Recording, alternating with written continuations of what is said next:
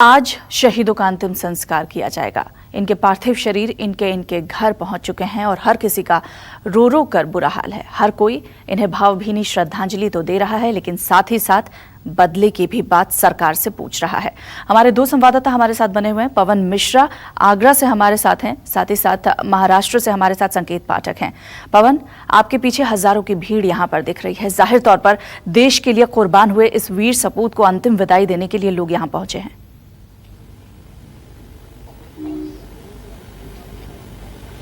बिल्कुल, आपको तस्वीर दिखाने की कोशिश करते हैं कि शहीद का पार्थिव शरीर यहां पहुंच चुका है। पूरे गांव में शोक का माहौल है। शोक का माहौल होने के साथ साथ गुस्सा भी है। सिस्टम के खिलाफ गुस्सा है कि बार बार लगातार आतंकी वारदात हमारे देश में हो रहे हैं और फिर बातचीत का तरीका क्यों हम बातचीत का तरीका करें, हमले का जवाब हमले से हम क्यों नहीं दे रहे हैं। शहीद की ऐसी सी कहानी हमें सुनने को यहां पर मिली।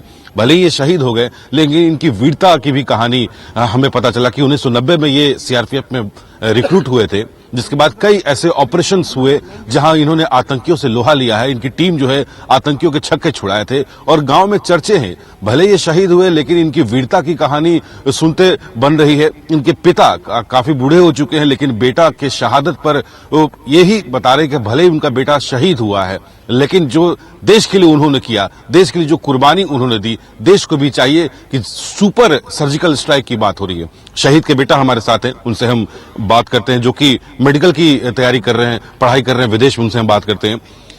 पिता की ऐसी कई कहानियां मिली हमें सुनने को, वीरता की कहानियां मिली सुनने को। आपका गुस्सा भी हमने देखा कुछ देर पहले। सरकार सिस्टम से क्या चाहते हैं? सरकार और सिस्टम से मेरा यही कहना है, जो सिस्टम है सेंट्रल गवर्नमेंट और जो आर्मी के साथ है वो डिफरेंट है। अगर आर्मी के बंदों का ट्रांसफर हो रहा है 2 बंदों का, तो 2 ही बंदे जाएंगे, और आदमी अगर 32 बंदे उसमें 44 बंदे की एक बस भर के जाती है सेंट्रल गवर्नमेंट में। ये तो एक तरीके से पक्षपात हो गया सेंट्रल गवर्नमेंट और आर्मी के साथ, ये हो गया। और जो बड़े जो हाई पोस्ट कमांडेंट होते हैं वगैरह होते हैं, ये क्यों नहीं जाते हैं सोल्जर्स के साथ बैठ के? अगर जाए तो पता चले ना क्या होता है, अटैक्स क्या होते हैं, हर चीज का भुगतान सोल्जर ही क्यों करे? जो बड़े पोस्ट पे हैं वो क्या बस तारे मारने के लिए बैठे हैं? होना चाहिए ना ये चीज।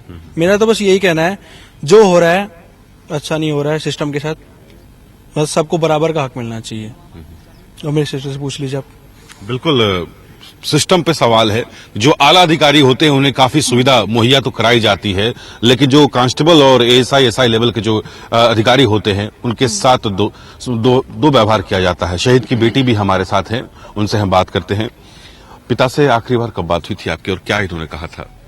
मेरी उनसे बात 13 तारीख की रात को हुई थी। करीब 9 बजे उनका फोन आया था और उन्होंने मुझे बताया कि वो सुबह निकल जाएंगे अपनी पोस्टिंग के लिए। बस वही नॉर्मल बात होने के बाद उन्होंने कहा कि घर में बच्चों का ध्यान रखना, भाई का ध्यान रखना, वहाँ पे पढ़ रहा है उसका अच्छे से ध्यान रखना। कल मेरी बात नहीं हो पाएंगी क्योंकि मेरा सिम नहीं चलेगा, वहाँ पे प्रीपेड सिम्स वर्क नहीं करते हैं।